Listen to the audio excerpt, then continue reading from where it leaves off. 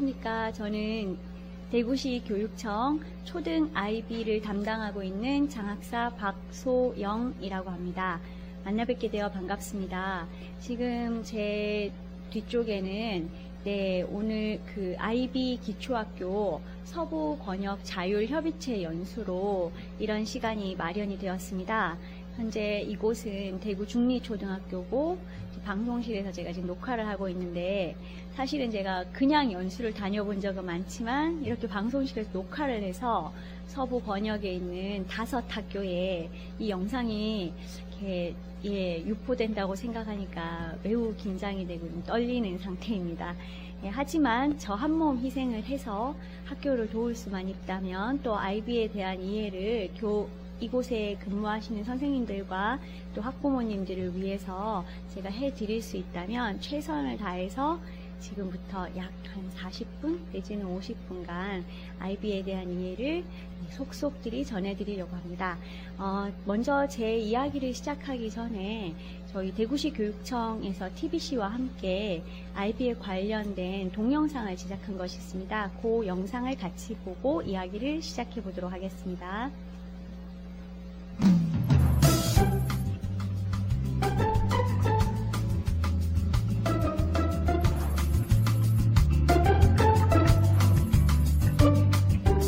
주정차 때문에 아이들의 등하교 시간이 점점 늘어난다는 것을 알게 되었습니다. 해결 방법을 조사해봤는데 학교 셔틀버스 제도 운영입니다.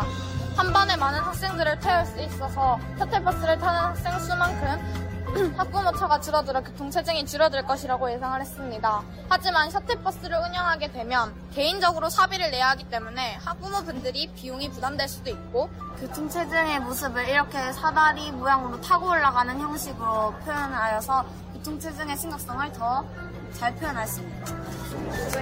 한 명씩 보시면 안에 표현이 너무너무 예쁘게 잘한 것 같아요. 너희들이 이렇게 안에 이렇게 조명을 넣어서 했는 이 부분이나 엄마도 너무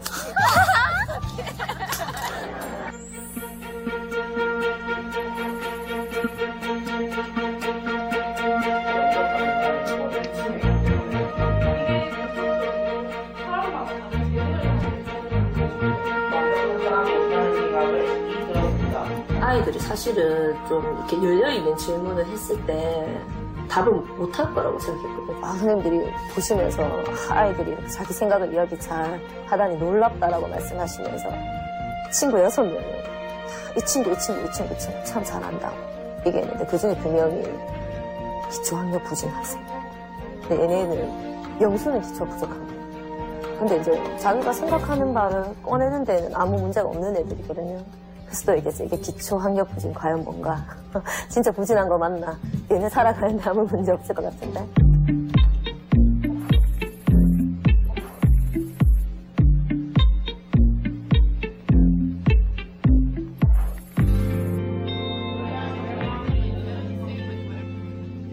They wrote their extended essay, right? They were doing research and at roundtables presenting their ideas. They don't even feel challenged in college, and their classmates, their peers. The second I put IB in there, I get a call and they're like, hey, so we see you're in these hard, rigorous classes, you know, you're accepted, we want to give you this much money. I think one of the best gifts you can give any human is empowering them to know what their own strengths are, to really understand what they're good at, what they're passionate about, because there is, in this world, there's something for everyone. So exposing students to a lot really allows them to be who they are and find their strengths.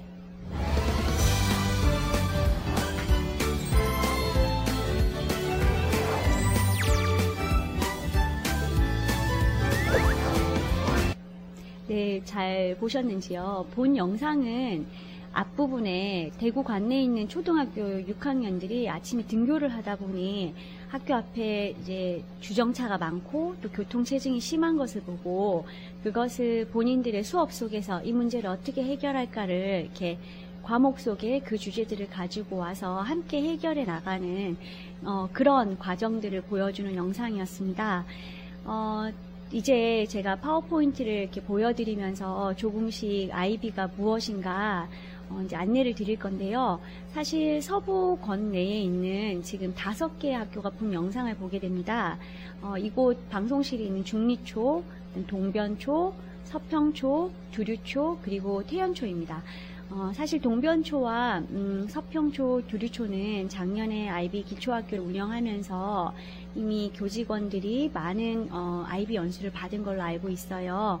그리고 본 영상들이 이렇게 선생님들을 위해서, 그리고 또 지금 코로나로 인해서 학부모 설명회나 학부모님들이 학교에 오시는 것이 다소 이제 불편함이 있기 때문에 이 영상을 통해 학부모님들에게 학교가 하고 있는 아이비가 무엇인가를 또 알려드리기 위해서 지금 이런 시간이 마련이 되었습니다. 그러면 저와 함께 파워포인트를 차근차근 살펴보면서 제가 오늘 아이비를 전체 다 알려드릴 수는 없지만 대략 아이비가 이런 것이구나, 지금 우리 아이가 다니고 있는, 그리고 내가 다니고 있는 이 학교가 이런 것에 관심을 가지고 있구나 라고 이해를 해 주시고 봐주시면 될 것 같습니다.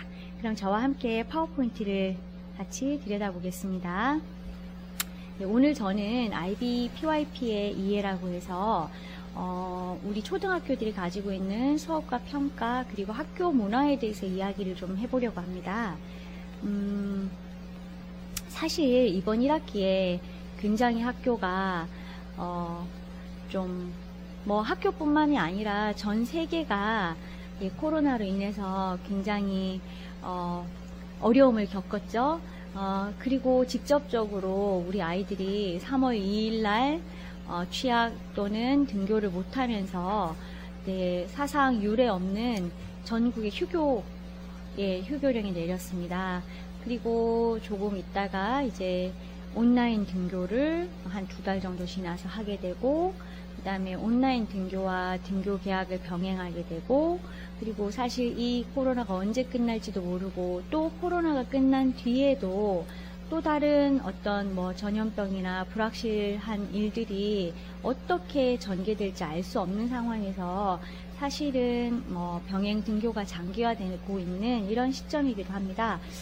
부모님들도 많이 아이들을 보살피는데 신경을 쓰셨을 것이고, 학교 또한 선생님들께서 정말 불철주야 아이들의 그 생활 방역과 그다음에 학습권 보장을 위해서 굉장히 많이 애를 쓰셨습니다.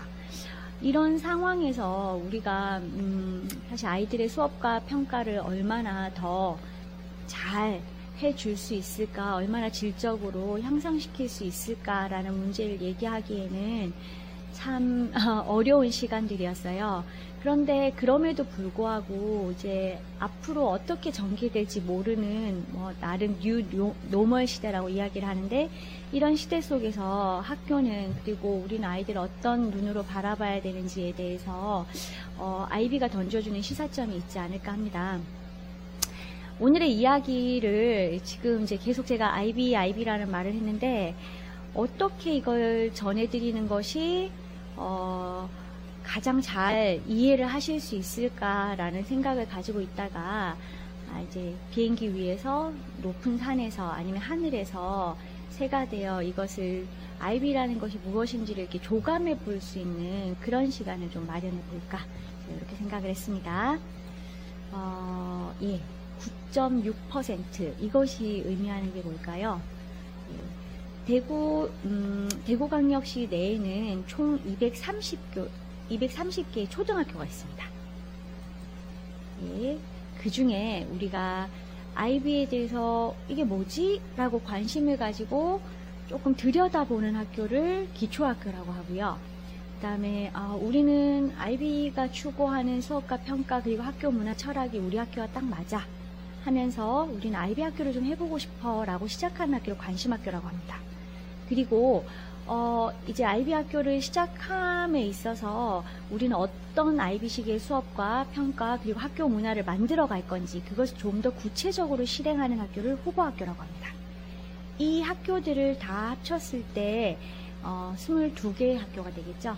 이 22개 학교는 전체 230개 학교 중에서 약 9.6%에 해당합니다. 그 중에서 오늘 서부 권역 속에 5개의 학교가 기초학교가 있고 이 기초학교들을 위해서 제가 본 자료를 가지고 좀 더 깊이 있게 이야기를 드릴 예정입니다. 이 아래쪽에 보여드리는 내용은 그 초등학교, 중학교, 고등학교로 나누어서 아이들이 생각해 볼 수 있거든요. 그 학교들을 다 합쳤을 때, 저희가 이제 시교육청 단위로 2019년부터 시작했으니까 2019년에는 기초학교 35개 학교, 관심학교 9개 학교. 이게 2020년에 들어서면서 좀 더 확대가 되었습니다. 기초학교 50개 교, 관심학교 6개 교, 후보학교 9개 교가 있고, 현재 후보학교 9개 교는 IB 프로그램을 초등학교, 중학교 단위에서 운영하면서 뭔가 아이들을 위해서 좀 더 삶과 직결된 수업과 평가를 하고자 애쓰고 있습니다. 네, 저희 아이의 이야기를 제가 잠깐 드리려고 합니다. 고민을 많이 해서 이 이야기를 드릴까 말까 하다가, 저는 교사이기도 하고, 그 다음에 또 집에서는 2 딸아이를 둔 엄마입니다. 근데 제가 이번에 코로나로 인해서 이제 온라인 계약을 했을 때 집에서 있었던 일입니다. 큰 아이의 경우는 이제 중학교 1학년에 올라갔거든요. 그러니까 어느 정도 자기 스스로 뭔가를 좀 할 수 있는 나이가 된 거죠. 근데 원래부터의 성향도 좀 자기 주도적인 면이 있었던 아이예요. 그래서 제가 온라인 계약을 해도 크게 걱정은 하지 않았죠. 이전부터 보여준 모습이 있었기 때문입니다. 저희 큰아이의 이야기를 잠깐 드리면, 이 친구가 어떤 초등학생이든 마찬가지겠지만 아이들은 이렇게 몸으로 부딪히고 뛰어노는 일들을 굉장히 좋아하죠. 친구를 만나고, 사실 온라인 계약에서 등교 계약으로 전환될 때 아이들이 가장 많이 했던 말은 이제 학교에 가서 친구를 만나고 싶다는 이야기였거든요. 저희 아이도 뭐 예외는 아니었습니다. 그런데 이제 온라인 등교를 하면서 저희 아이가 이게 가정에서 뭐 자기 주도적인 수업도 열심히 해가고 나름 준비를 해서 갔지만 학교에 갔다 오고 나면 배우는 차원이 다르다고 하더라고요. 아무리 집에서 열심히 해도 학교에 가서 선생님께 한 번 들은 이야기만은 못하다는 이야기를 굉장히 많이 했었어요. 근데 이 아이가 이렇게 자기 주도적인 학습력을 기를 수 있었던 좀 사건이 하나 있었는데, 그게 아마 초등학교 2학년 때였을 겁니다. 이게 아이가 다니는 학교가 육상이 교기인 학교였거든요. 꽤나 육상부가 유명한 학교였는데, 초등학교 2학년 학생들을 대상으로 육상부 선수를 선발하고 있는 거예요. 그래서 늘 초등학교 2학년이 가을쯤 되면 이제 반별 달리기를 통해서 육상 선생님이 이렇게 보시고 있다가 달리기에 재능이 있거나 그러니까 육상의 소질을 보이는 학생들을 이렇게 데리고 와서 육상부에 이렇게 입단시키고 열심히 훈련을 하는 그런 제도였는데, 초등학교 2학년 때 이제 아이가 정말 열심히 달렸는데 예선에서 탈락을 한 거죠. 육상부를 할 만한 재능은 없었던 거예요. 그런데 이 아이가 계속 학교를 다니다가 초등학교 3학년이 되었을 때 언젠가 제게 전화가 왔었어요. 그래서 엄마, 나는 지금 도저히 포기가 안 돼. 뭐가 포기가 안 되는데 하니까, 엄마, 나는 이 육상부를 꼭 들어가야 되겠어 라고 이야기를 하는 거예요. 그래서 제가, 너는 육상부 달리기 시합에서 다른 친구에 비해서 잘 달리지 못했기 때문에 못 들어간 거 아니냐, 그걸 뭐 어떻게 하겠느냐 라고 얘기를 하니까 아이가 저에게 부탁을 하는 겁니다. 엄마가 육상부 선생님에게 전화를 꼭 해줘. 전화를 한 번만 해주고 3학년 몇 반에 김뭐뭐라고 하는 학생이 있는데 그 학생에게 육상부 훈련을 한번 시켜보라고 이야기를 해줘 라고 말을 하는 겁니다. 그래서 제가 안 된다, 그건 청탁이다, 엄마는 그런 부탁을 들어줄 수 없다 라고 이야기했는데 아이가 끈질기게 그 부탁을 했어요. 그래서 제가 선생님께 전화를 드렸죠. 체면 불구하고 전화를 드리고 상황을 말씀드리고 꼭 육상부 정식 훈련이 아니라도 좋으니 같이 훈련을 할 때 아이가 이렇게 함께 뛰고 육상부 훈련의 맛을 한번 보게 해달라는 부탁을 드렸습니다. 이 선생님이 흔쾌히 받아주셨어요. 그래서 아이가 열심히 육상부 훈련을 했거든요. 근데 아무리 선생님이 이렇게 아이를 봐도 재능을 키워줄 만한 부분이 없었던 거죠, 육상으로는. 그래서 아이에게 뭐 80m도 시켜보고 200m도 시켜보고 높이뛰기도 시켜보고 멀리뛰기도 시켜보고 심지어 투포항까지 시켜봤는데도 재능이 없었던 것 같아요. 그래서 이제 아이에게 육상부를 그만하게 하려는 심산으로 뭐 어떤 생각이셨는지는 잘 모르겠지만 800m 달리기를 시키신 거예요. 운동장을 한 4바퀴 도는 거였는데 그때 이제 아이가 3학년이니까 5학년 그 800m 선수를 준비하고 있는 5학년 남학생의 뒤를 따라서 끝까지 운동장을 돌고 오라고 이야기를 했대요. 아이가 끝까지 돈 거죠, 선생님을 따라서. 정말 그 아이의 인생에서는 가장 큰 경험이었다고 저에게 후에 얘기를 해주는데, 자기가 그 오빠를 따라가지 않으면 육상부에서 나가야 될 것 같은 그런 좀 절박함이 있었다고 합니다. 그래서 그걸 끝까지 따라가고 나니까 이제 그 아이의 재능이 선생님이 이 아이는 끈기가 있구나, 800m 선수를 시켜야 되겠다 라고 얘기를 한 거예요. 그래서 아이가 재능이 없었음에도 불구하고 3학년에서 6학년 때까지 육상부 활동을 했어요. 그리고 6학년 이제 상반기에 준비를 해서 전국 소년소녀 체육대회를 다녀왔습니다. 물론 예선에 탈락했죠. 근데 아이의 꿈은 거기서 메달을 따는 것보다는 자기가 소체를 꼭 한번 나가고 싶다는 목표를 가졌었고, 그거를 3, 4, 5, 6학년 4년 동안 이루어낸 거예요. 그래서 최근에 공부를 하면서 아이가 늘 자주 하는 말이, 공부가 좀 어렵거나 아니면 좀 힘이 들 때는 내가 육상부 800m를 뛴 사람인데 뭘 못하겠어 라는 이야기를 되게 많이 해요. 제가 굉장히 감사하기도 하고, 그런 학교에서의 소중한 경험이 또 다른 부분으로 이어지는 것도 보면서 정말 초등학교 때 아이들에게는 전인교육이 필요하다는 걸 생각했습니다. 이번엔 둘째 아이입니다. 이 아이는 이렇게 좀 슬로우 러너에 해당합니다. 이게 초등학교 들어갈 때 사실 우리가 소위 말하는 까막눈으로 입학을 했어요. 제가 아무리 가르쳐도 안 되더라고요. 안 되는 상태에서 모르겠다, 선생님은 해주실 수 있겠지 하고 믿고 아이를 보냈고, 지금은 이제 3학년이 되었는데 3학년이 돼서도 제가 영어 알파벳은 꼭 떼주고 3학년으로 올려보내고 싶었지만 그것도 사실 실패를 했습니다. 그리고 2학년 때 저희 큰 과업이 하나 있잖아요.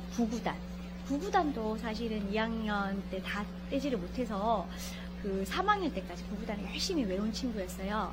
근데 이 친구가 그 온라인 대학을 하고 나서 저를 정말 힘들게 했었거든요. 학교 숙제를 다 했다고 하는 겁니다. 과제가 나오면 과제를 했다고 하고 밑에 항상 댓글로 다 했습니다를 다는데, 실제로 집에 와서 보면 제대로 안 한 거죠. 하기는 했는데 보기만 하고 제대로 하지 못해서 제가 항상 이제 아이를 저녁에 9시, 10시, 심지어 11시까지 데리고 그런 학습을 도와주고는 했었습니다. 아이가 하는 말이 정말 학교에 가고 싶다. 학교에 가면 엄마보다는 선생님이 훨씬 잘 가르쳐주고, 엄마가 10마디 하는 것보다 선생님이 한마디 해주시면 나는 귀에 쏙쏙 들어오는데 엄마한테 배우니까 잘 모르겠다. 이렇게 얘기를 되게 많이 하더라고요. 그런데 이 아이도 학교에 이제 그 소규모 학교라서 매일 등교를 하게 되는데요. 학교에 다녀오고 나면 슬로우 러너기는 하지만 굉장히 많은 것을 배워옵니다. 공부뿐만 아니라 자신의 삶에 대해서도 이야기를 하고, 그 다음에 학교에서 느끼고 보고 자기가 체험한 모든 것들을 통해서 자꾸자꾸 성장하는 모습을 보여요. 진짜 좋은 교육을 해 주시고 있는 선생님들과 그 다음에 학교에 너무 감사함을 제가 이 자리를 빌어서 다시 드리게 되고, 그럼에도 불구하고 지금 여기에 있는 이 5학교는 다시 또 다른 더 좋은 교육을 위해서 아이비가 뭐지? 아이비를 어떻게 하면 우리 학교에 더 나은 교육 활동을 위해서 가져올 수 있지? 이런 부분을 고민하시는 것 같아요. 그래서 다시 파워포인트로 이제 돌아가서 지금 잘하고 계시는 이 교육 활동이 아이비로 연결하면 무엇이 비슷해지고 달라지는지에 제가 조금 더 이야기를 하고자 합니다. 예, 잘 아시죠? 아마 학부모님들도 알고 계실 거예요. 예, 교과 수업을 통해서 학생들의 역량을 길러내고, 그다음에 초등학교에서 많이 하고 있는 그 교과 간 융합 수업이라고도 합니다. 우리가 프로젝트라는 말을 쓰기도 하죠. 네, 그런 모든 것들을 이렇게 아이들끼리의 상호작용, 교사와 아이, 학생, 또 학생과 학생 간의 협력학습으로 이끌어내기도 하고, 이런 것들을 과정중심 평가로 기록해서 학생의 성장을 보여주기도 합니다. 아이비 학교도 이런 활동들을 합니다. 똑같은 활동들을 하거든요. 그런데 그것이 조금 더 약간 다른 렌즈로 보는 부분이 있는데, 그 부분이 바로 이것입니다.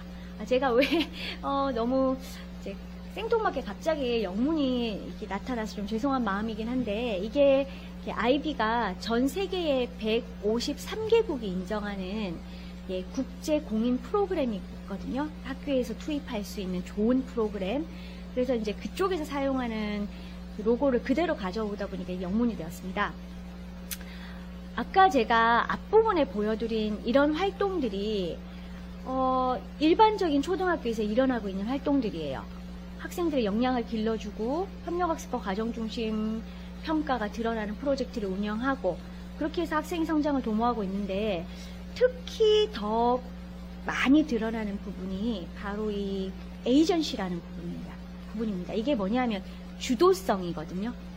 IB 학교는 아까 앞부분에 말씀드렸던 그런 일선학교의 활동들이 많이 일어나긴 하지만 학습자의 주도성이 굉장히 중요한 부분을 차지합니다. 그러니까 우리가 하고 있는 프로젝트가, 그 다음에 협력학습 과정중심 평가가, 우리가 하고 있는 교과 수업이 학생의 주도성을 발휘할 수 있는가 없는가를 IB 학교에서는 매우 중요하게 여기고, 그 다음에 이 중에 정말 핵이 되는 부분이 IB PYP, 초등학교 프로그램입니다.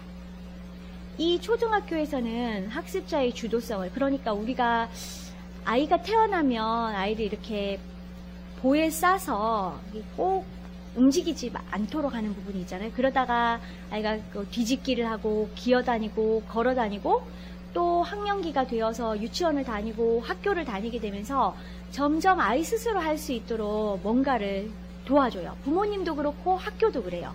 그런 부분에 있어서 학습자의 주도성이 드러나는 교육이 얼마나 중요한 것인가를 많이 느끼잖아요. 그리고 온라인 학습 때 아마 학부모님도 선생님도 느끼셨을 거예요. 아우, 아이가 스스로 했으면 정말 좋겠다. 아이가 자기 주도적이고 자기 관리의 역량이 뛰어났으면 좋겠다라는 생각을 많이 하셨을 거예요. 그런데 IB PYP를 도입하고 있는 초등학교들은 그런 학생들의 목소리나 학생들의 선택권이나 학생들의 주인의식을 굉장히 존중하는 교육활동을 하기 위해서 노력을 합니다. 물론 그런 노력은 다양하게 이루어지죠. 오른쪽 로고는 조금 이따 설명드리겠습니다. 그러면 선생님과 학부모님들이 이제 생각하실 거예요. 그렇다면 그런 학습자의 주도성을 높여주는 교육을 어디서부터 시작할까라고 생각하시잖아요. 우리가 가장 선생님들 잘 알고 계시는 국가수준 교육과정, 지금 저희는 2015 개정 교육과정을 사용하고 있습니다. 이 교육과정에 대한 이해는 저희 대구에 계신 초등학교 선생님이라면 누구나 굉장한 전문가세요. 이 부분에 대해서 교육과정을 속속들이 알고 계시거든요, 선생님들은.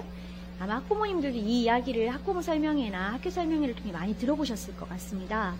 지금부터는 이제 학교에서 하고 있는 이 국가수준 교육과정을 학교 단위로 어떻게 실현해내는가라는 거를 잘 생각해 보시고 평상시 학교 활동을 통해서 이 IB PYP 초등학교 프로그램을 이해해 나가시면 됩니다. 이런 것들을 위해서 사실은 조금 이 IB PYP가 대구시 교육청에 들어올 때까지는 시간이 좀 걸렸어요. 그래서 이게 본격적으로 시작된 건 2019년 1월 1일부터라고 생각하시면 됩니다. 그전에는 이게 뭔가라고 조금씩 알아보게 됐는데 단순히 이거를 어떤 학교의 문화를 바꾸고 학습자의 주도성을 높여주는 교육을 하기 위해서 그냥 뭐 학교에 던져두는 것도 아니고 교육청만이 주도하는 것도 아닙니다. 그래서 사실은 대구시 전체가 한 아이를 더 잘 키우기 위해서 이런 국제 바칼로레아, 여기 IB의 준말이거든요.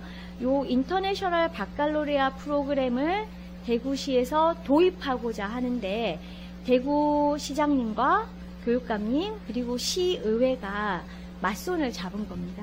그렇게 손을 맞잡고 더 나은 교육 프로그램을 제공하기 위해서 노력을 시작했고요. 요게 작년 5월 1일에 있었던 일입니다. 그리고 실제 7월 12일 날 IB 본부와 그 다음에 전국의 17개 시도 교육청 중에는 대구와 제주에서 이 부분을 좀 더 먼저 선도적으로 그러면 대구와 제주에 있는 학교가 IB 프로그램을 시작하겠다라고 이야기를 해서 7월 12일 날 실제로 IB 프로그램 한국어화가 확정이 됩니다. 이런 여러분들의 노력과 상생의 협력을 통해서 이제 IB 프로그램을 제가 아까 153개국에서 이용하는 국제 공인 프로그램이라고 말씀드렸잖아요. 그래서 이 부분이 이제 초등학교, 중학교, 고등학교에 투입이 되는데 실제로 초등학교, 중학교는 한국어로 원래 수업을 할 수 있지만 고등학교 같은 경우에는 영어, 프랑스어, 스페인어 3가지 언어 중에 하나를 선택해서 수업을 했어야 되거든요. 근데 그 부분을 고등학교까지 이제 한국어로 수업할 수 있는 그런 정책을 뒷받침해 놓는 거죠. 마련해 둔 겁니다. 그래서 이제 작년에 이런 큰 일이 있고 난 뒤에 현재 초등학교, 중학교, 고등학교 중에서 IB에 관심이 있는 아까 그 관심학교, 후보학교들은 지금 이 IB 한국어 프로그램을 하기 위해서 이미 시작을 한 학교도 있고 도입하기 위해서 노력하는 학교들도 있게 됩니다. 네, 이 부분은 이제 나중에 그 학교의 선생님들은 제가 이 파워포인트를 두고 갈 거라서 한번 더 살펴보시면 좋을 것 같습니다. 그리고 이렇게 하고 있는 나라들이 실제로 독일, 일본도 이미 시작을 했습니다. 독일은 독일어, 일본은 일본어로 고등학교까지 IB 프로그램을 활용하는 거죠. 도대체 이게 뭐길래 또 궁금하시죠? IB 프로그램을 도입한 목적은 바로 여기에 있습니다. 일단은 이미 시대가 저희가 어렸을 때 지내던 시대하고는 많이 달라졌어요. 실제 되게 많이 들어보셨을 거예요. 부모님들도 창의융합형 인재를 양성한다. 그러니까 우리가 낱낱의 국어, 수학, 사회, 과학도 중요하지만 이런 교과들을 통해서 아이들이 왜 하나를 가르쳐주면 열을 안다 라고 말을 하는 것처럼 이렇게 학교에서 배운 지식이나 어떤 개념들을 어떻게 실생활에 활용할 수 있고 자신의 미래에 투자할 수 있는가 이런 부분을 교육하는데 IB 프로그램이 좀 더 효과적이라는 생각을 했었고요. 그다음에 현재 왜 대입은 굉장히 많은 사회적 이슈가 되고 있잖아요. 수학 능력 평가 시험 때문에 아이들이 이렇게 학업에 좀 시달리는 부분도 있고 더 나은 그 대학을 가기 위해서 노력하는 부분도 있고 그러다 보니까 이제 고등학교만 가도 완전 수업의 방식이 입시 체제로 바뀌는 거죠. 그렇지만 우리 아이들이 그 수능에서 높은 점수를 획득한다고 해서 사실 성공적인 인생을 산다는 보장이 없습니다. 그런 부분에서 이미 초, 중, 고등학교는 굉장히 다양한 교육 활동을 아까 제가 저희 첫째 아이, 둘째 아이 말씀드렸던 것처럼 다양한 교육 활동을 시도하고 있는데 이게 초중에서 잘 이루어지다가 고등학교만 가도 이미 아무리 좋은 교육 활동이 있어도 대학 입시에서 어떤 상대적인 기준을 가지고 있다가 실패를 한다면 그 이전에 그런 교육 활동들이 좀 무색해지는 상황이 많이 발생되는 거죠. 그래서 그런 부분에 대해서도 저희가 IBDP 고등학교 과정 같은 경우는 자체적인 평가 시스템도 가지고 있거든요. 그런 것에 대한 일체화, 또 평가에 대한 변화, 그리고 전반적으로 이 IB 프로그램이 대구시에도 다양하게 지금 존재하고 있는 교육 격차를 다문화 학생들의 유입도 점점 많아지고 있고 그리고 우리가 전체적으로 봤을 때 이렇게 지역별 격차도 어느 정도 있다고 생각을 합니다. 그런 부분을 어떻게 해소시켜 줄 수 있을까? 약 이 3가지 목적을 두고 대구시에서는 IB 프로그램을 도입하고자 노력을 하게 됩니다. 아까 말씀드렸던 부분에 대한 얘기가 있어서 이건 조금 이따가 다시 말씀을 드리겠습니다.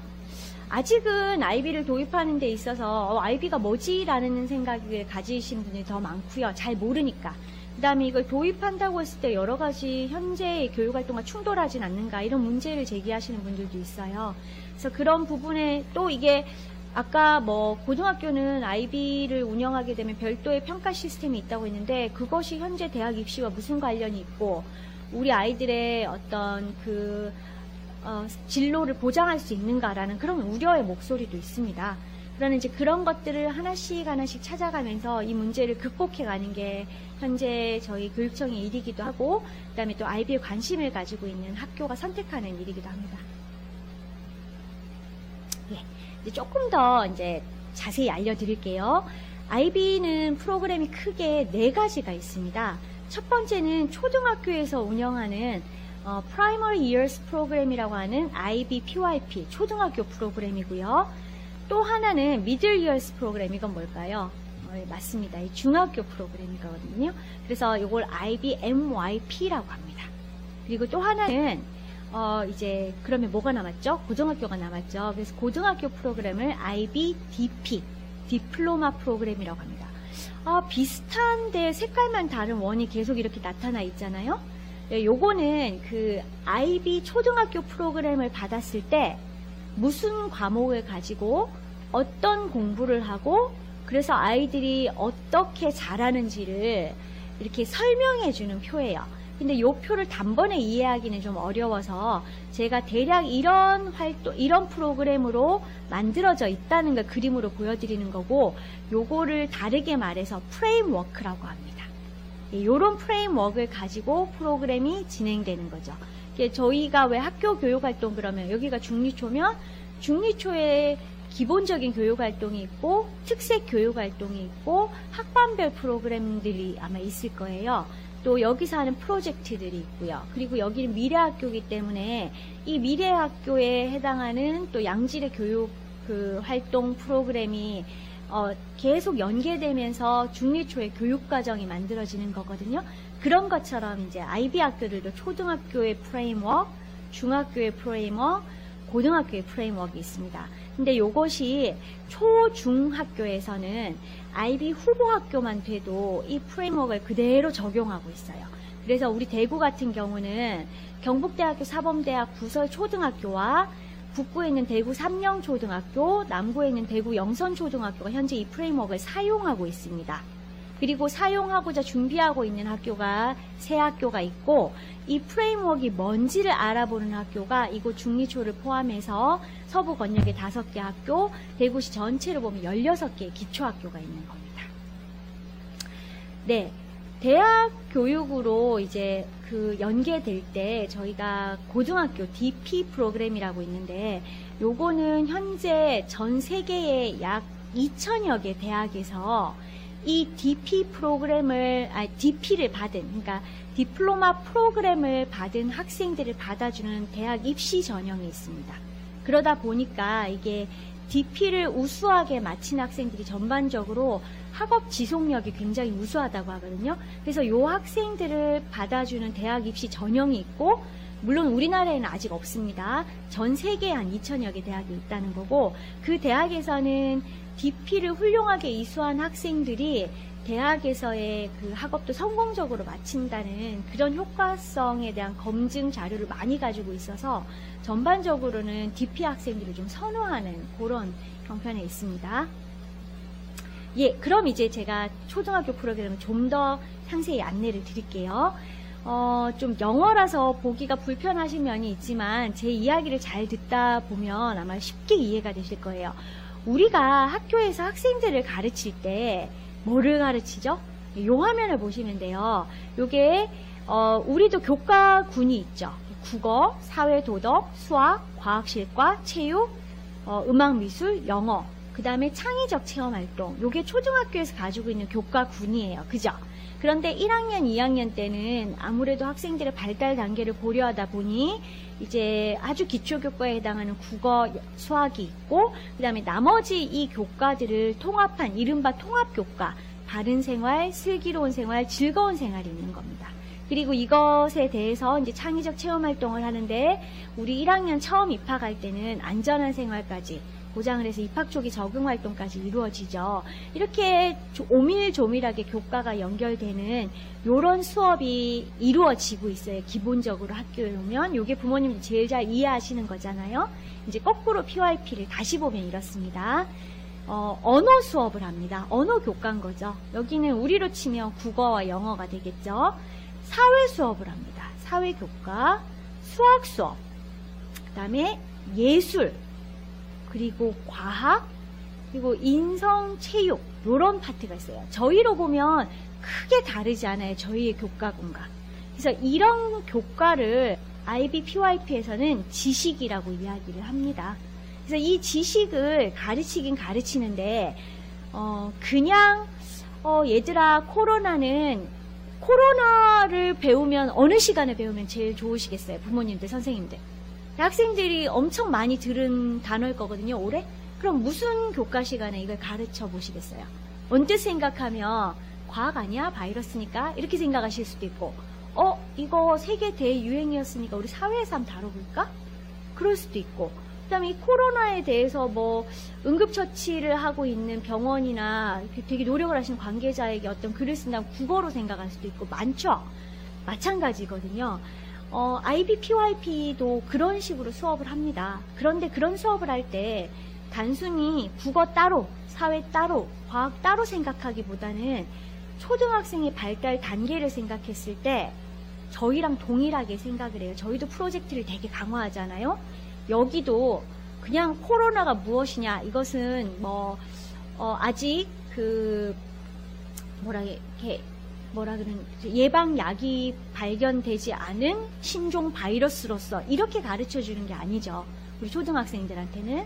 그래서 이 코로나라는 어떤 작은 소재를 가지고 지구를 이야기할 수도 있고, 사회의 현상을 이야기할 수도 있고, 사람들의 관계를 이야기할 수도 있고, 또 그것을 통해서 자신의 생활을 성찰해보는 걸 얘기할 수도 있습니다.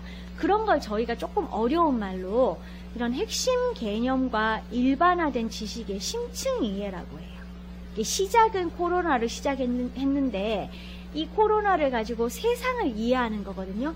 그걸 심층 이해라고 하고, 이런 심층 이해를 강조하는 프로그램으로 구성이 되어 있습니다. 그러면 언뜻 이제 막 이걸 빨리빨리 생각하시는 분은 시뮬레이션을 딱 돌려봤을 때 그러면 국어 시간에 국어만 가르치는 게 아니란 말이야? 아니면 국어와 과학과 사회를 연결해서 어떤 통합 교과로 가르쳐? 그럼 그걸 프로젝트로 만들어? 이렇게 생각하실 수 있죠. 딱 그겁니다. 딱 그렇게 하면 돼요. 그렇게 하시는 게 PYP거든요. 그런데 여기 있는 5개 학교는 이미 그런 작업들을 하셨어요. 하고 계시고요. 제가 아까 이렇게 학교 복도를 쓱 지나가다 보니까 아이들이 굉장히 다양한 방식으로 공부를 하고 있더라고요. 그게 단일 교과일 수도 있고 교과 융합일 수도 있고 학생들의 협력학습이 어떤 양상을 보여주는지는 다양하게 이야기가 나올 수 있는데, 그런 교과들을 학생들의 관심사로부터 더 상위 개념으로 끌어내는 거예요. 그래서 그 코로나 하나가 만약에 지구의 자연 환경을 아니면 지구의 환경을 더 사랑하는 내가 되고자 한다 라는 생각을 아이들에게 주었다면, 그건 아이들의 이 수업에 대한 탐구를 통해 행동을 변화시킨 거거든요.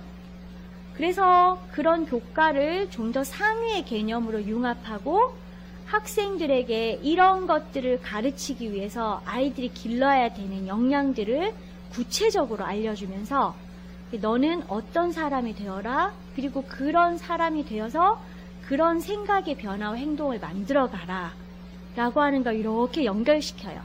그 연결이 바로 이 그림입니다.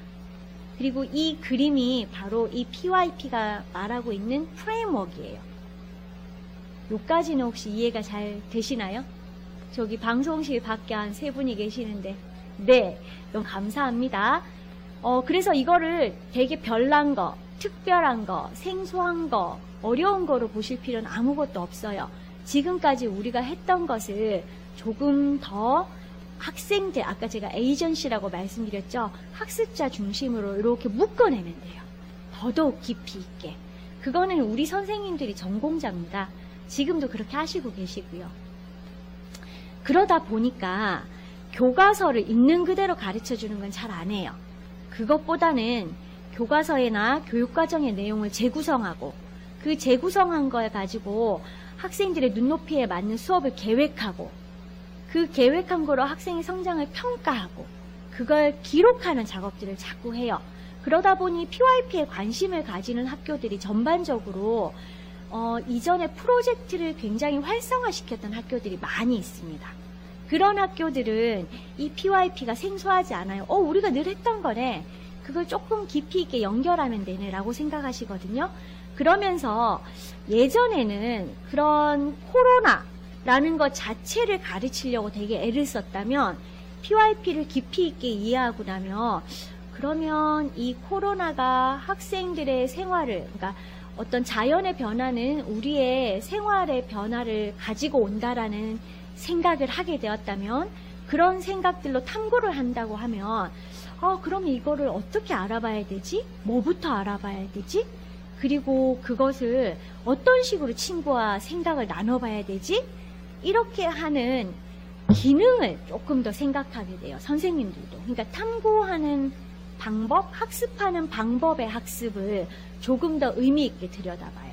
그래서 예전에는 지식을 직접적으로 가르치는 것에 좀 더 중점을 둬서 평가도 오지선다 였다면, 아니면 단답식 답을 쓰는 간단한 단답형 주관식 문항이었다면, 이제는 조금 평가 문항도 많이 길어지고 학생들의 생각을 묻기도 하고 학생들의 어떤 조사 기능이나 소통 기능이나 비판적 사고 기능들을 막 길러주는 그런 수업 쪽으로 자꾸 수업의 설계를 바꿔가세요, 선생님들이. 그렇게 하는 게 바로 PYP에 근접한 수업입니다. 여기 기초학교들은 PYP 프레임워크를 바로 쓰지는 않지만 지금 하고 있는 것을 약간 돌려 생각해 보시면 충분히 PYP형 교실 수업이 될 수 있습니다. 그게 수업의 설계가 됐든 어떤 평가 문항이 됐든 그 다음에 학생의 과정중심평가 통지 기록이 됐든 어떤 방식이든 상관없습니다. 작은 거 하나에서 여기에 있는 생각들을 좀 더 바꿔가시는 그런 작업들을 하시면 되거든요.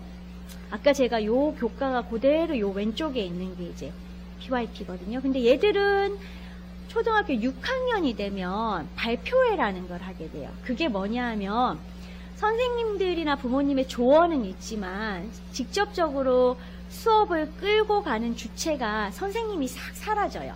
그러면서 본인들이 개인 또는 그룹이 돼서 자기들이 공부하고 싶은 거를 꺼내고 그 다음에 그 공부하는 과정을 스스로 탐구해요. 그 과정에서 선생님들이나 부모님들이 자꾸 이렇게 조언을 해주시는 거예요. 그러면 아이들이 자기 생각을 막 발전시켜 가는 거죠. 그래서 그 발전시킨 생각들을 가지고 부모님과 또 후배 동생들한테 막 발표도 해요. 그게 제일 처음 보셨던 동영상에 나왔던 장면입니다. 고 6학년들이 그 활동을 했었거든요. 근데 그 활동 주제도 굉장히 재밌었어요. 우리 학교 앞에는 왜 이렇게 교통체증이 심한 거야? 라는 문제에서 그걸 수업에서 가져와서 해결하는 그런 발표회를 여기 엑스비션이라는 활동으로 하게 됩니다. 어떤 아이들은 그런 경우도 있더라고요. 우리 동네에, 그러니까 우리 학교 앞에는 애견샵이 되게 많은데 언제부터 애견샵이 이렇게 많았지? 라고 하는 그냥 사소한 호기심에서 시작을 해서 여러 친구들이 나도 거기 관심 있어서 이렇게 모이는 거예요. 그 관심이 있는 사람들끼리 모여서 같이 조사해보고, 기능이었죠.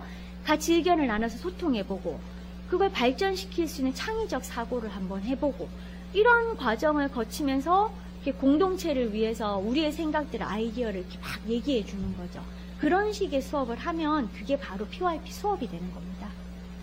아까 제가 2015 개정 교육과정이라고 국가수준 교육과정을 말씀드렸는데 계속 PYP를 프레임워크라고 말씀드렸어요. 그게 뭐냐 하면 우리나라 국가수준 교육과정에는 아이들이 이것을 꼭 배워야 된다라고 하는 어떤 수업활동의 기준이 있습니다.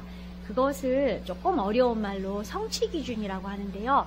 이게 우리나라만 있는 건 아니에요. 전 세계적으로 국가나 지역의 교육과정 속에는 아이들이 이런 정도의 발달을 해야 된다라고 하는 것을 학년 또는 과목 또는 어떤 과목 안의 영역에 따라서 이렇게 기준을 세워둔 게 있어요. 사실은 기준이 없다고 하면 얼마든 자유롭게 가르칠 수 있지만 또 기준이 없다고 하면 뭘 가르쳐야 될지 모를 수도 있잖아요.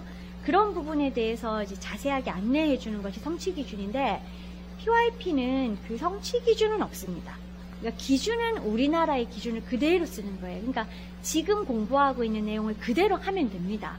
그런데 공부하는 방법에 있어서는 아까 제가 말씀을 드렸잖아요. 앞부분에 아이들의 주도성을 좀 더 강화하고 그 다음에 과목끼리 좀 더 융합해서 연결하고 그 다음에 아이들이 공부하는 방법을 학습하게 하는 쪽에 그런 방법들은 분명히 좀 다른 부분이 있어요. 비슷하지만 조금 더 강화된 부분이 있어요. 그래서 그런 교수학습 방법론을 PYP가 가지고 있는 거지 무슨 내용을 무슨 내용을 가르쳐라고 하는 그 기준은 없어요. 없다 보니 요거는 우리나라 교육과정을 그대로 가르치는 겁니다. 근데 지금 학교에서 우리 선생님들이 굉장히 전문가시거든요. 그 전문성에 어떤 보는 눈을 좀 이렇게 돌려드리는 거예요. 보는 눈을 돌려서 이제 어떤 교수학습 방법론에 조금 더 PYP에 가깝도록 만들어내는 그런 방법들이 이제 선생님들이 사용하게 되는 거예요. 그러면 이제 대구에서 하던 프로젝트 수업이 굉장히 발전해서 전국에서 이런 말을 가끔 해요. 대구와 제주가 IB를 선택할 수 있었던 이유는 그 이전에 대구나 제주도가 혁신학교나 행복학교, 미래학교 또는 교육과정 재구성과 같은 프로젝트를 굉장히 잘 해냈기 때문이라고 얘기해요. 얘가 없었으면 지금 저희가 IB를 도입할 생각조차를 못합니다. 그래서 그런 부분에 있어서 학교가 가지고 있는 저력이 대단하다는 거예요. 근데 비슷한 프로젝트 같은데 이게 조금 더 PYP에 가까워지려면 얘가 무엇을 가르쳐야 되는가라는 지식에 조금 초점을 뒀다면 얘는 왜 가르치고 어떻게 가르쳐야 되는가라는 부분이 있기 때문에 개념 기반 학습이라는 걸 가지고 오고요. 아까 제가 말씀드린 하나를 가르치면 열을 안다는 게 전이력이 높다는 거잖아요. 그러면 그 열을 알게 가르치는 방법이 있을까? 방법이 있다고 믿는 거죠.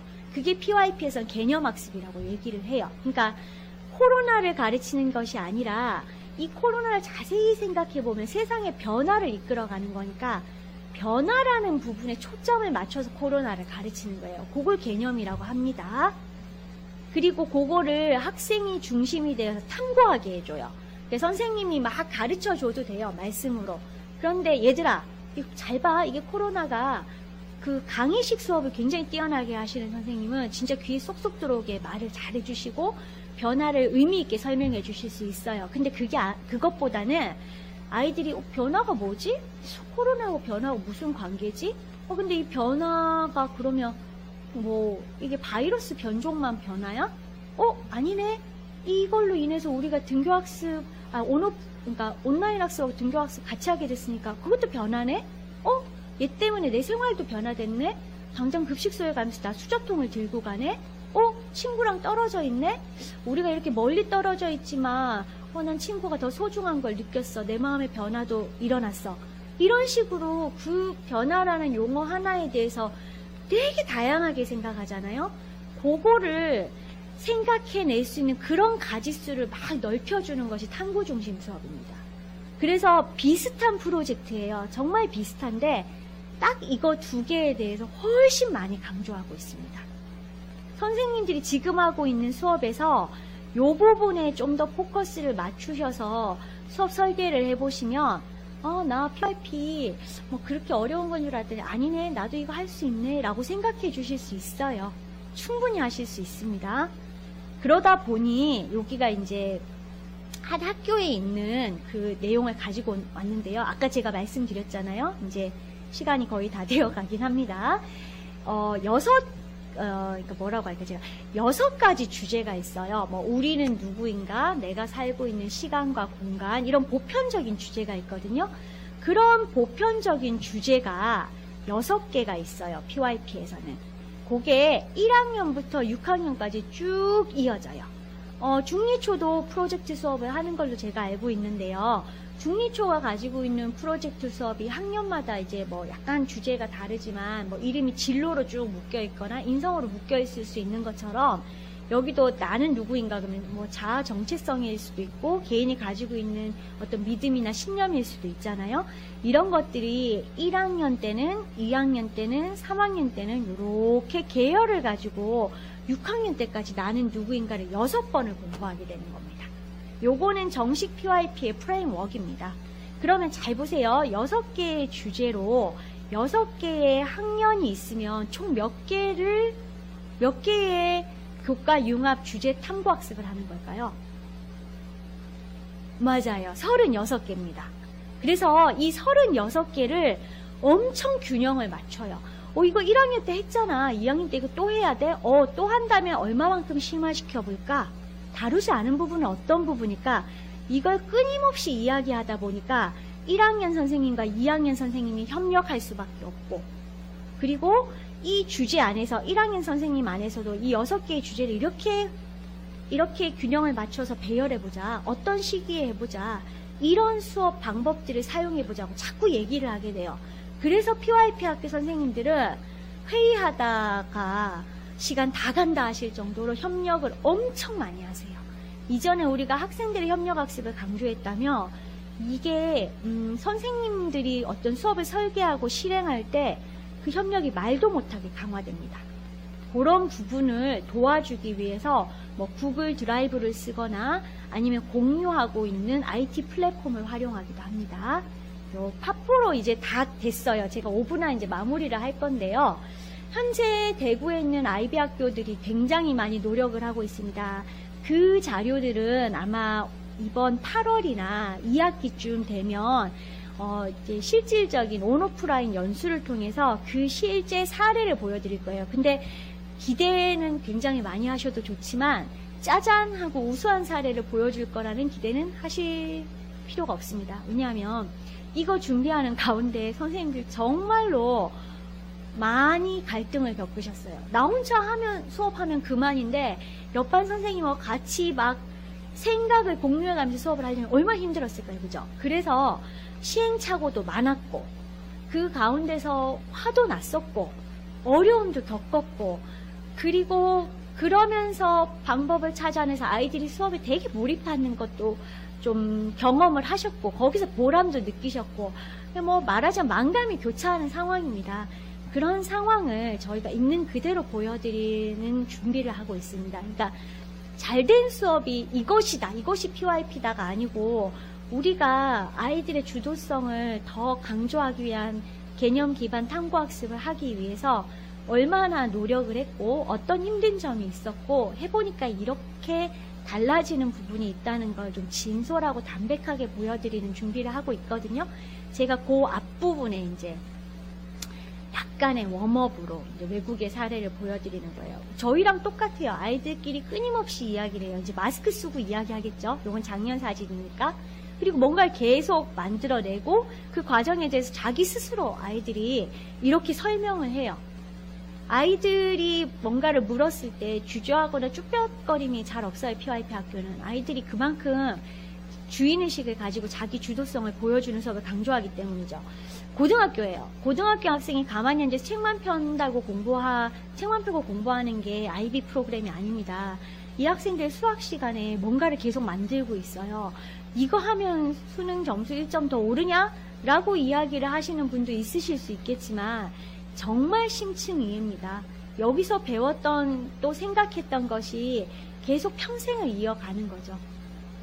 그렇기 위해서 학교의 모든 곳곳에 우리가 지금 무슨 공부를 하고 있어요 라는 걸 이전에 교사들이 수업 안을 자기들끼리만 공유했다면 이제는 교사와 학생이 함께 공유하는 그런 게시판이 매우 활성화되어 있습니다. 아이들이 지나가면서 문화가 어떻게 바뀌지? 시대가 지나면서 이렇게 막 생각을 하고 계속 선생님이 던져주시는 질문을 생각하는 학교 내의 게시물들이 곳곳에 전시되어 있고요. 아이들끼리 IT를 기반으로 해서 굉장히 다양한 자료를 찾고 이야기를 나누는 과정, 이런 과정들을 만들어내기 위해서 끊임없이 엄청 정들겠죠, 동학년 하면. 이렇게 계속 모여서 협력 수업을 계획합니다. 그리고 그런 것들을 더 장려하기 위해서 교감생이 맛있는 것도 사주시면서 선생님들의 어떤 협력을 계속 강화해 나갈 수 있는 그런 어떤 민주적이고 수평적인 학교 문화도 아주 장려해 주세요. 아이들이 수업 교실 곳곳이 조금 약간 선앙당 같아요. 되게 막 별것 아닌데 갖다 놔요. 이게 아이들의 미술 활동을 통해서 체육으로 연결되는 수업이긴 한데 자세히는 설명 못 드려도 여기서 자기들의 작품을 위해서 막 춤도 추고 자유롭게, 그리고 별것 아니지만 신문지 몇 개 갖다 놓는 것도 훌륭한 조작물이 될 수 있는 것처럼 교실에서 학생들이 탐구할 수 있는 조작물을 굉장히 곳곳에 전시할 수 있도록 또 사용할 수 있도록 기회를 제공하고요. 여기 막 애들이 뭐 보여달라 하니까 자기 뭐 인성체육 시간에 했던 뭐 했는 자기만의 어떤 자신을 표현하는 댄스라고 하더라고요. 뭐 이렇게도 막 해주고. 아이고, 넘어가겠습니다. 놀이터라고 해서 뭐 특별한 게 있는가 가보니까 마구 숨고 마구 찾고 별거 아닌 것 같은데 이 굴곡 하나가 아이들에게 주는 그런 새로운 탐구의 기반, 그리고 도서관이 엄청나게 많이 활용돼요. 그러니까 거의 IB 수업의 핵심은 도서관에 있다고 볼 정도로 도서관 이용률이 높고 아이들이 도서관에서 거의 살다시피 합니다. 그리고 굉장히 많은 자료를 찾고요. 그리고 교실 곳곳에도 그런 자료들이 늘 이렇게 대여가 됐다가 다시 도서관에 왔다 갔다 하는, 그래서 사서 선생님의 역할이 매우 중요하더라고요. 그리고 곳곳에서도 사용할 수 있겠고, 아까 제가 말씀드린 아이들이 우리 같으면은 4개의 인간상이 있고 학교 안에서도 어떤 인재상을 가지고 있는데 IB에서는 10가지 인재상이 있습니다. 그 인재상에 대해서 끊임없이 아이들에게 계속 안내를 하는 과정들을 반복하고요. 그다음에 선생님들도 무한히 학생들과 함께, 지금 같으면은 이제 온라인 수업이 조금 대세인 학교들이 많아서 그런 곳에서는 끊임없이 IT를 기반으로 아이들하고 언택트, 그러니까 비대면이지만 소통하는 시간들을 가져요. 그리고 교사가 앞에서 가르치는 것보다는 굉장히 옆에서 조언해 주거나 피드백하는 활동이 거의 한 60-70%라고 보시면 됩니다. 예, 이런 활동들이 결국은 이렇게 교사의 전문성이 바탕이 돼서 어떤 작지만 설계가 실행이 되는, 진짜 교육과정을 실행하는, 프로젝트를 정말 실행하는 문화로 바뀌고, 그것이 전체적으로 학교 문화를 바꿔가는 이런 구조로 PYP가 설계되어 있습니다. 모든 것들에서 이제 제가 정리를 할 건데요. 이제 마쳤습니다. 제가 드리는 이 이야기들이 어쩌면 그래 우리가 늘 하고 있던 거네, 딱 거기서 시작하시면 좋을 것 같아요. 그 하고 있던 것 중에 아이들의 어떤 점을, 교사의 어떤 부분을, 우리 학교의 어떤 면을 좀 더 PYP에서 혹시 괜찮다 싶은 것을 벤치마킹 하실 수 있으면 그걸 가져가셔서 활용하시면 그것이 바로 이 기초학교에서 하실 수 있는 PYP 수업이고, 또 학부모님들께서도 우리 아이에게 선생님이 지금도 훌륭하게 잘 지도해 주시고 좋은 교육을 위해서 학교가 애쓰고 있다는 그런 생각과 함께 가정에서도 우리 아이를 좀 더 아이 주도적으로, 아이가 스스로 생각해서 결정해서 행동할 수 있는 그런 기회를 좀 제공해 주신다면 그것이 바로 PYP가 추구하고 있는 부모님 상이고 교사 상이 되지 않을까 싶습니다. 이 이후에 앞으로 전개되는 다양한 연수와 컨설팅을 통해서 이제 좀 더 구체적인 사례, 대구의 사례들도 알아보실 수 있을 건데 많은 관심 가져주시고, 또 언제든 필요하면 자료를 요청하실 때 저희가 또 그 자료를 제공해드리고, 또 중리초, 동변초, 서평초, 그리고 또 태연초, 두류초에 좋은 교육 활동을 위해서 최선을 다해 지원하겠습니다. 감사합니다.